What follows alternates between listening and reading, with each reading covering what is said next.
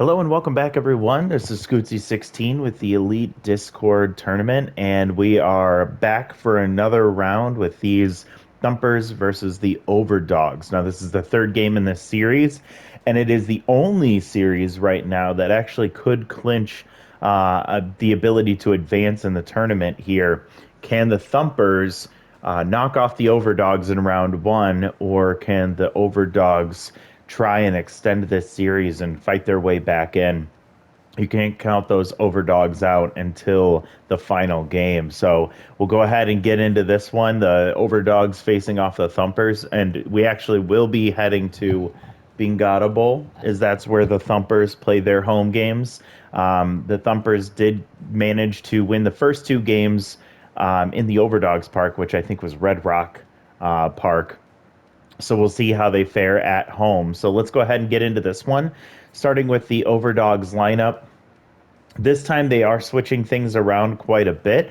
Finley Pickles, who's been their leadoff man for the first two games, is tense, and he's going to be sitting this one out.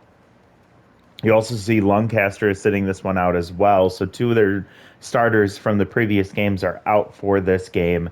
Instead, we will see some new players in some different spots, starting with Toothsome Reed, who's been DHing. He will continue to DH, but now moved up to the number one spot. Number two, Skyla Luna. We know she's the heart and blood of this team, so heart and soul of this team. So we'll see if she's able to get that Overdogs team pumped and ready to go for this game and potentially the final game of this series, but not if they have anything to do with it.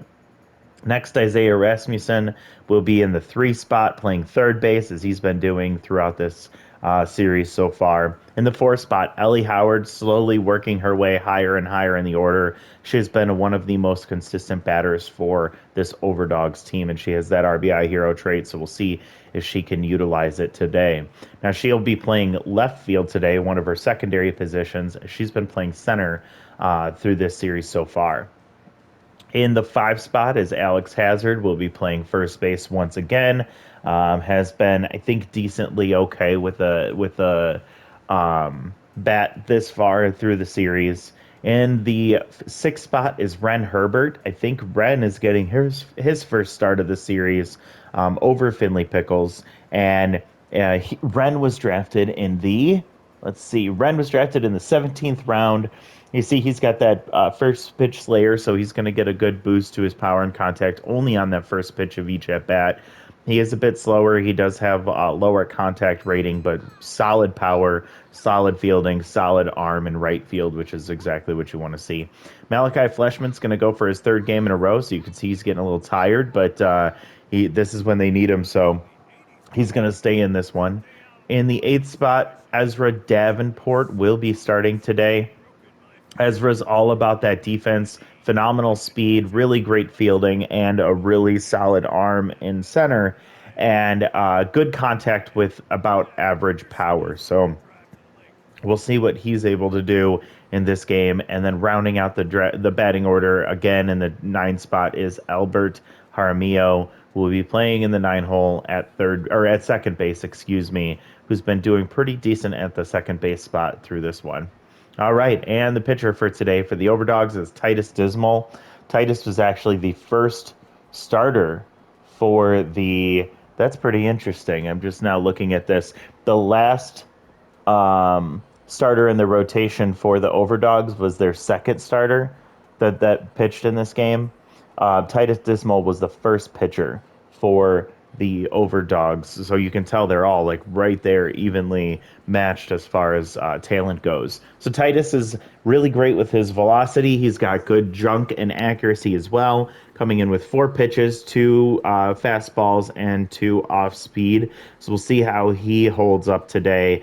What could be considered the ace of their team, and he's kind of intimidated. You can see him looking over at the the Thumpers batting order because they have been thumping the hell out of the ball in this one, so, and he's worried they might do the same, but I think he can hold down the fort today and force at least a game four. Let's go ahead and head to the Thumpers lineup to see what they're going to be doing today. They're going to be keeping things somewhat consistently going today. So it looks like Joe Tent, who has been playing shortstop, will be out of the lineup for this one.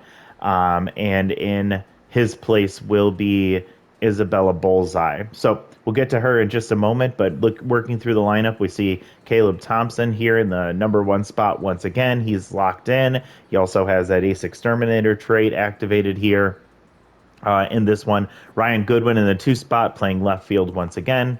Archie Sormore is going to be playing the DH spot. I believe he's been DHing this whole. No, he might be actually moved to the DH spot. It's my memory's a bit foggy with the other games we've been watching. Next, Ginger Munster will be playing in right field. If I haven't done so already, just to be safe, Ginger was drafted number 3 overall, so I'm sure I already went over her. She has got Ace Exterminator as well, and she'll be playing right field with a really great arm, decent fielding, and above average for everything else. Maxton Myers back in the, or continuing to keep starting here in the 5 spot, playing first base. Moving down to Isabella Bullseye, who will be starting at shortstop. She is locked in. Isabella was drafted in the 17th round. Really great arm at short and really good fielding, solid contact, and pretty much above average everything except for power, just about or below average there. Vip Austin is still locked in himself. Him and Caleb Thompson have just been wreaking havoc on the baseball and on the Overdogs. So can they be settled down a little bit by Titus Dismal? We'll have to see how that plays out. In the 8th spot, the second baseman, Britt Luna. Britt will be staying in this one. She does have stimulated, which we have not seen activated yet, even though that's a top tier trait that has been applied here. Also has RBI Hero at tier 2, so we'll see how that plays out.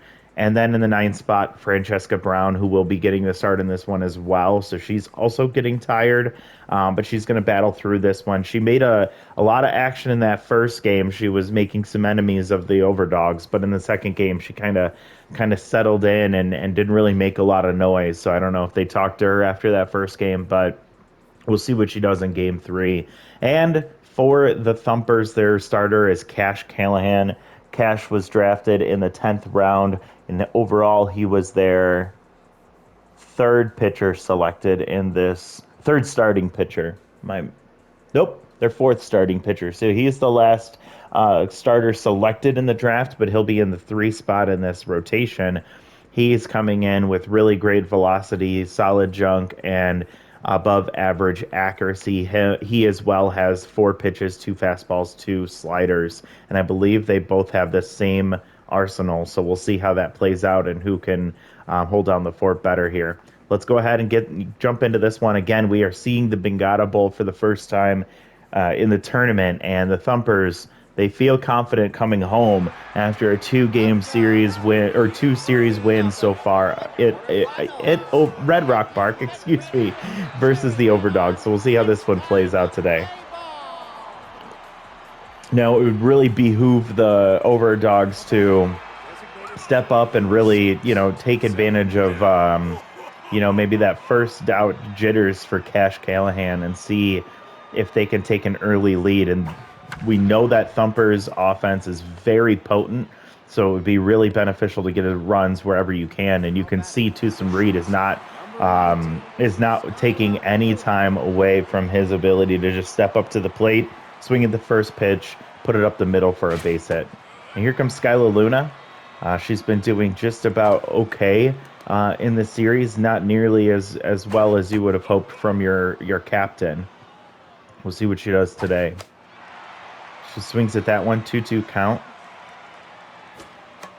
and fouls that one off on the curveball away from the zone there, and pulls the string once again, and she swings through that one well ahead of it for strike 3 and out number 1 for the Overdogs. So Skylar Luna goes down. Seems like she starts every game with a strikeout, and we'll see how she recovers and adjusts, which is something we've seen her do in these previous games.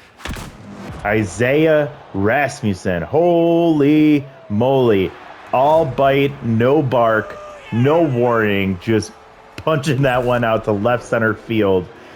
493, I think that is the farthest ball hit in this tournament so far. Isaiah Rasmussen with a huge hit, in a big game for the Overdogs, and he just kind of set the tone for this team. And immediately, Cash Callahan goes tense about 11 pitches into his start here, and he's already super tense. And Ellie Howard, who's been doing really well, takes strike 3, and that's 2 outs for the Overdogs with a 2-run lead here. Cash Callahan, even though he gets a strikeout, is still tense, so we'll see how long that lasts. He does not have any traits to speak of, so nothing really playing up or down for him. It's your run-of-the-mill good starter.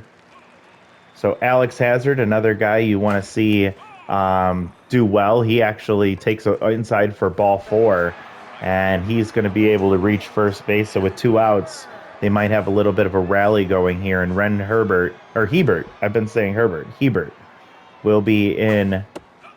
He takes ball 1 outside for that first pitch Slayer to be deactivated. Then he takes that slider in, or right over the plate for strike 1.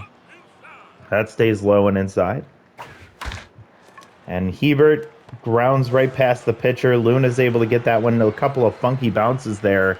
We are playing on the AstroTurf here in the Bingata Bowl, so sometimes these players can feel a little uneasy as they're fielding those balls, but the Thumpers are used to it, so Luna's able to make the play for out number 3. A big threat here in Caleb Thompson, who's been having a really great series, locked in, has Ace Exterminator, but he flies out that wide open space there in foul territory, and Ellie Howard has the speed to range over there to catch that one for the out. Here comes Ryan Goodwin, who's been hitting the ball really well, has not really much to show for it. No home runs, no RBIs, just getting on base. That's what he's doing. And here he grounds up the middle. Luna tosses over to Hazard for out number 2. We saw Archie the big hit in the second game, that that grand slam that he hit, and he hit that one hard too. He's barreling up the ball really well right now. He's seeing it great, but he was just ahead of that one. And with a 1-2 count, 2 outs, Dismal trying to get out of this inning without having to put too much pressure. Oh my goodness. Rasmussen gets over there, not in time, but Dismal with a dismal experience with that baseball as he gets blasted in the face. He comes out. Tyrone Yod comes in. That's extreme pain for Dismal. And yeah, when your nose shatters into 1,000 pieces, that's going to be pretty painful, I would say. So Archie Sormore with another big hit, but this one right back up the middle, and he's able to reach on the infield single, and we're definitely going to have to check on Dismal after this game, but Yod comes in and gets the strikeout. So it was only 1 hit, which didn't score any runs, but it does change the entire dynamics of this game for the Overdogs. So their offense, which came alive in the second inning with a 2-run homer, they're really going to need to put the pressure on Cash Callahan in this one, as their bullpen's going to be stretched pretty thin after that first inning. So here comes Malachi Fleshman, who's been pretty quiet despite having really solid attributes in the batter's box. And he hits that one high and hard, but it's just going to hang up. That one, I think it brushed by, it looked like the rafters there. I don't think it affected anything, but that would be one factor we have to think about in this bowl. The Bingata Bowl is a dome, so we'll see how that plays out. Ground out to Bullseye, toss over to first for out number 2. And we reached the 9-hitter, Albert Jaramillo, who's not been doing too well in the 9 spot in the series, only batting 200. Would be nice to see him getting it going and get that wrap around to the top of the order once again. And he does get that one right up the middle. Nice solid base hit right in front of Vip Boston to keep this inning alive with 2 outs for Tucson Breed, who came up first pitch swinging in his last at bat, and he lined it and he hit it up the middle for a base hit. So we'll see what he does here. And he's first pitch swinging again, but that one's just late and it goes foul. Cash Callahan back to neutral after getting those 2 straight outs to start this inning. but he's already starting to get that pitch count worked up there. And that ball grounds weakly to Myers, and he's able to scoop it up, step on first for out number 3. So they get another hit, but they go silently in the second inning, and now again we have to worry and wonder how well this bullpen's going to hold up for the Overdogs. And I hope, as we've seen consistently throughout this tournament, I hope that these managers decide to pull their pitchers when they need to pull them so that they don't get overworked. Luna gets the ground ball, tosses over to Hazard for out number 1. Here comes Isabella Bullseye, her first at bat of this game, but is locked in and batting 1,000. And she hits that ball hard. It bounces right off the base of the wall. Hebert's able to get to it quickly, and he's able to get it in for just a single for Isabella Bullseye. But she barreled that one up, and it went just to the foot of the wall, which could have been a really interesting way that ball ricocheted off. But it able to kind of just sit where it landed, and Hebert was able to get it in quickly. So here comes Vip Austin, who's been doing insanely well this series, batting .857 with 2 homers. Both were solo shots in the first game. A 2-2 count, 1 on. Vip Austin's got really great speed, so it's going to be hard to double him off if he grounds out.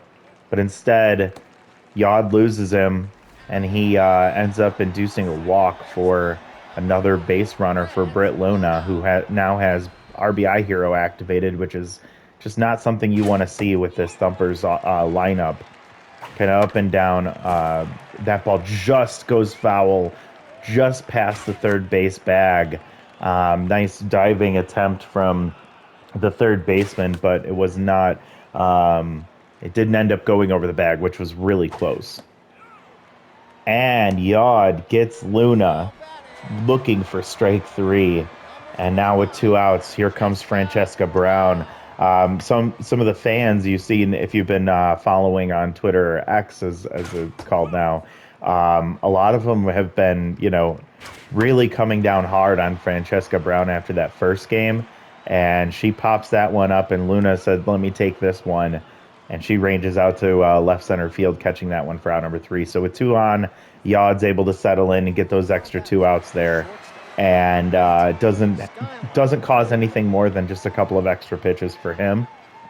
But yeah, the Overdogs fans are not happy about Francesca Brown in this series, and now you probably could add Archie Sormore to the list, as he was the sole hit that ended up causing the loss for the Overdogs in Game 2, and then he just absolutely wrecked Titus Dismal and knocking him out of the game in here, Game 3. So I'm sure we'll hear a lot of that in the upcoming days. It seems like Cash Callahan settled in just a little bit here after a rocky first inning, as he's able to get that strikeout in the first batter of the game. And now here comes...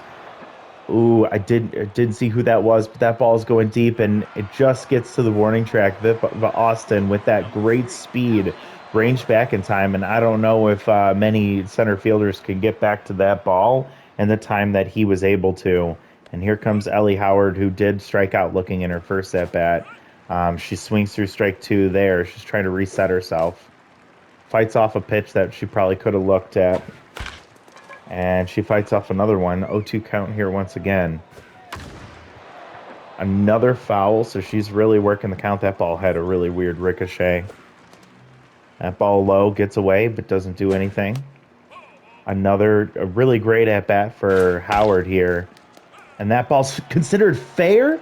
Oh, no, I don't know about that. That ball looked like it was on the right side of that first base bag, but the ump calls it fair, and it grounds right over to the first baseman to scoop it up. Maxton Myers was able to range over, get that one, and get the out. So they go down 1-2-3, but after a really good battle in the box there for Howard, you know that Cash Callahan doesn't have a lot left in the tank.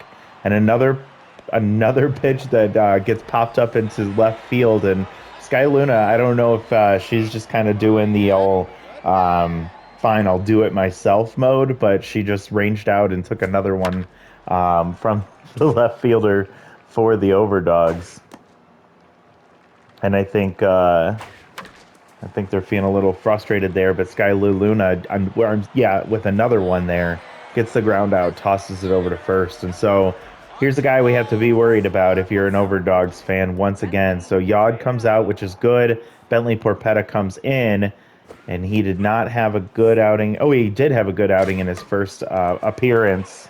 Bentley coming in as the 21st round pick for them, and he gets on 3 pitches a ground out to Rasmussen. And I don't know what Luna's deal is, but she just bumped into Rasmussen as he was throwing the ball, and you can tell she's frustrated. But I mean, do something about it, right? Like that's all we can talk about is the production of this Overdogs offense and the lack of, honestly, if we're looking at this objectively. So here comes Alex Hazard against batting 600, but not a whole lot going on here. He skies that one to deep right center field. This ballpark is just too deep to hold that one as Vip Austin once again ranges back, maybe a step in front of the wall, catches that one comfortably for out number 1. So they're making some noise, but nothing to show for it. And Hebert comes in, swings at his first pitch, and lines that one hard to Munster in right field. Quickly down to 2 outs here, and after what we saw from Howard, I thought this Overdogs offense was going to slow down a little bit and try and keep working the count to get Cash Callahan out, but instead, I think he maybe threw about 6 or 7 pitches for that inning, and now we head to the bottom of the 4th, I believe. We head to the bottom of the 4th here. Yes, bottom of the 4th. And Porpetta feeling pretty good right now. He gets the first pitch swinging Munster to fly out or to pop out over to Hazard in foul territory. This is one thing that we'll notice about Bingata Bowl. We've already seen this park play up pretty interestingly. With it being a dome, those pop flies can be really, really hard to find in the rafters, and you don't want them to bounce off of anything awkwardly. We've also seen that huge foul territory on left and right side of the field playing an effect here, as a couple of balls that would normally go out of play in other stadiums are staying in play for the out. And we do see Porpetta allowing his first base runner of this game on a base hit to the left field, and here comes Bullseye with 1 out and a good speed over there at first base. Now they check over there and see how he's doing. Now Porpetta has to be careful here because Bullseye's still perfect in her time at the plate. I think this is only her 3rd at bat, and now Porpetta cannot toss over there again. But here he gets the pop up or fly out off the end of the bat, and Howard's able to range over there easily. Just kind of walked in a circle before catching that one for out number 2. Here comes Vip Austin, who walked in his first plate appearance of this game. He comes up still locked in, and that power, that speed are maxed out, and that ball, Porpetta has to be thanking his lucky stars as that one just brushed right past his knees, going right between his legs for the base hit up the middle. So he continues his hot streak, and here comes Britt Luna once again, who had RBI Hero activated last time, and she was not able to do anything. We have really great speed on the base pass, so Porpetta has to be careful as he's still thinking about those runners. I think at this point he needs to just focus on the batter. 2-1 count here. What's Luna going to do? She swings through strike 2. And swings at that one. That ball is going right up the middle. Davenport gets to it quickly. The runner is going home. And the play at the plate, not in time. Just in before the tag, and a runner scores. And with 2 outs, we see that here come the Thumpers. They score 1, 2 runners still on. Britt Luna is able to, oh my goodness, here comes Francesca Brown. That ball getting up into the stands for a 3-run shot, and this Thumpers offense is relentless. 4-12 for Francesca Brown, her first home run of the tournament, but not the first time we've been talking about her.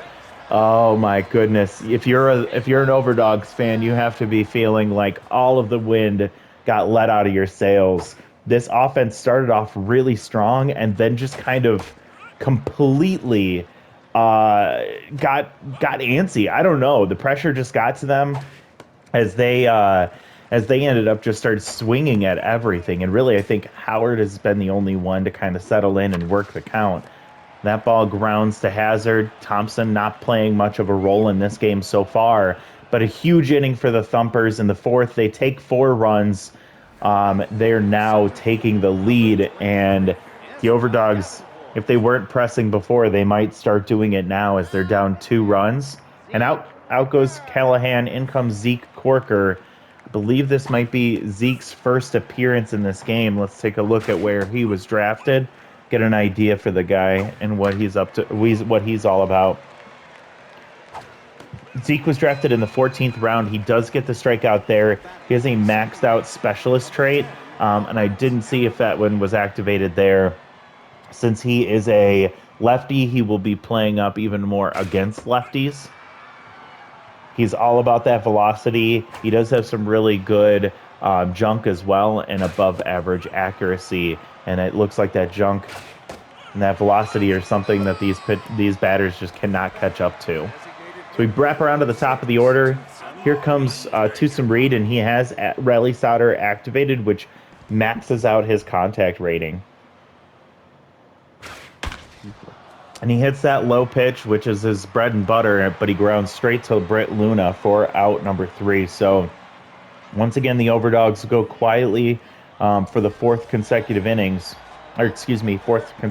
inning, and we come back to the top of the order for the Thumpers. So Porpetta's got to come out, and he does, and Emerson Sanchez comes in, who's also gassed and tense after his last outing, in which his ERA is currently at 18. And Luna absolutely doing it herself as she dives for that one. Anything in her zone right now, she is going for, and she is making it happen for this Overdogs defense. But it's going to take more than defense at this point as she dives for that one, and it's just out of her range.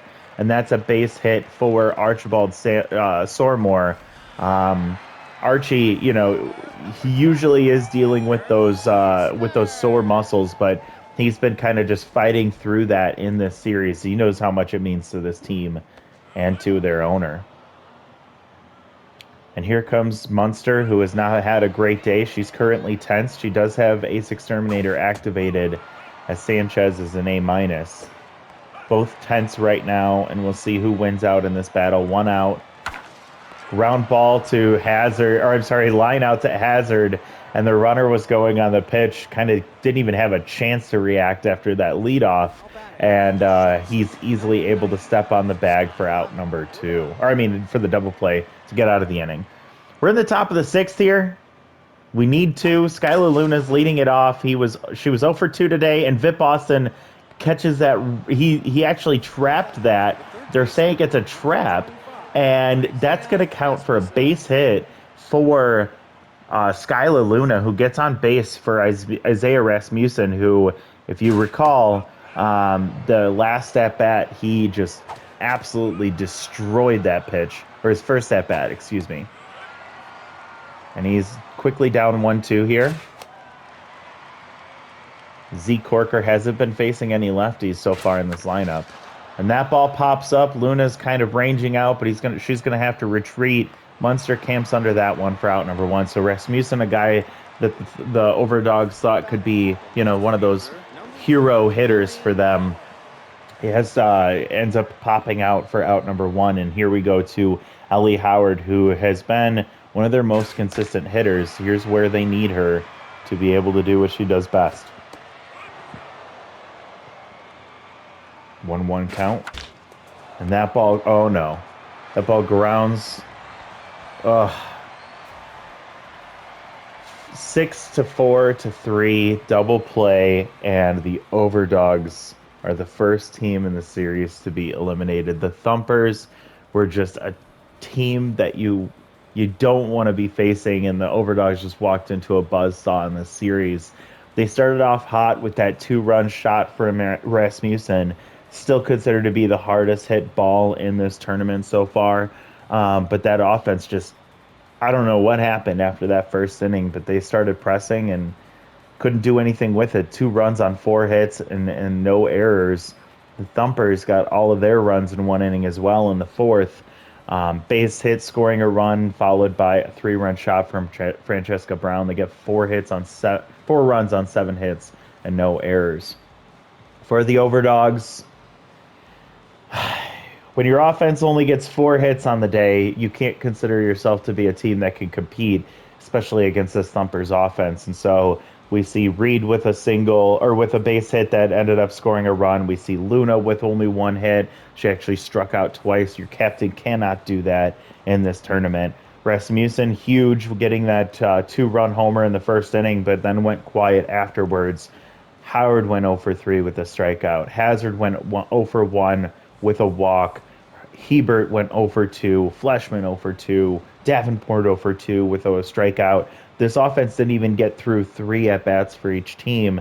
And then you see Jaramillo with a base hit and a strikeout as well. So really quiet day for the Overdogs. For the Thumpers, it kind of looked the same, except for that one inning. So Thompson went 0 for 3, Goodwin went 0 for 3, both been big offensive weapons for this team, but luckily they were able to find some other ways to score and win this game. Sormore went 2 for 3, one of those being a huge hit as he blasted one up the middle, hitting Dismal in the face and ruining his day. And that might have been the difference in this one. That might have just been what the Overdogs kind of got into their head at that point, that they had to press even harder for their bullpen's sake. But it didn't really make it. Yeah, I mean, you could probably point to a lot of things. It's really hard to look at this series in this game if you're an Overdogs fan and feel good about what you saw there. These are great players on both teams, but the Thumpers just played better. It seemed like Munster went 0 for 3, so she did not have a good game. She struck out once. Myers 1 for 2 with a run scored. Bullseye 1 for 2, so she did get out in her second at bat, and that was the first time she has not reached base in the series. Fit Boston continues his hot streak, 1 for 1 with a run scored and a walk. Luna 1 for 2. She got an RBI. She also scored a run on that Francesca Brown 3-run homer, and that was the deciding factor for the Thumpers.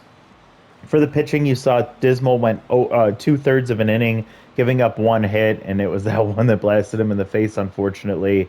Yod had a valiant effort going 2 innings, giving up just 1 hit and 1 walk, striking out 2.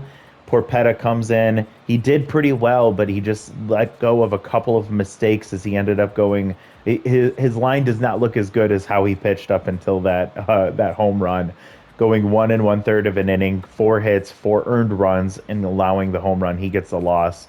Emerson Sanchez comes in. He was already tense and tired, and he pitched an inning, giving just 1 hit up. But look at those ERAs for that Overdogs offense or that Overdogs pitching staff. It's been really tough for them. On the Thumpers side, Callahan pitched 4 innings. It looked like he wasn't going to go this long, and then he ended up kind of fighting through it, giving up 3 hits, 2 earned runs, both on the homer, walking 1 and striking out 3. He gets the win. Zeke Corker comes in for a 2 inning save, only giving up 1 hit and striking out 2. So looking at your top 3, you see Francesca Brown getting the #1 spot with her 3-run shot. That was the game winner. Isaiah Rasmussen had a huge home run to start this game. And then Zeke Corker coming in with his 2 innings pitch, only a 1 hit and 2 strikeouts. He gets the third star for this game. So that is the end of the line for Overcooked Toast's Underdogs, and you hate to see it, but there has to be a team that wins and there has to be a team that loses in this tournament. So we'll see how the Thumpers fare against either the Arctics or the Prowls, but because of that sweep, the only team to get a sweep in this first round, they're going to have some time to relax and rest up, and Francesca Brown was starting to get tired. She should hopefully be able to recover her stamina before that next game. So next round, next episode, you're going to see the Prowls face off against the Arctics, and we are going to be seeing the Arctics home park, which I do not recall offhand where they play their games, but we'll see next game. So thank you all so much for watching. Hope you all have a wonderful rest of your day. And again, don't forget to subscribe so you can follow along with all of the games in this tournament. We'll talk to you all later. Bye, everyone.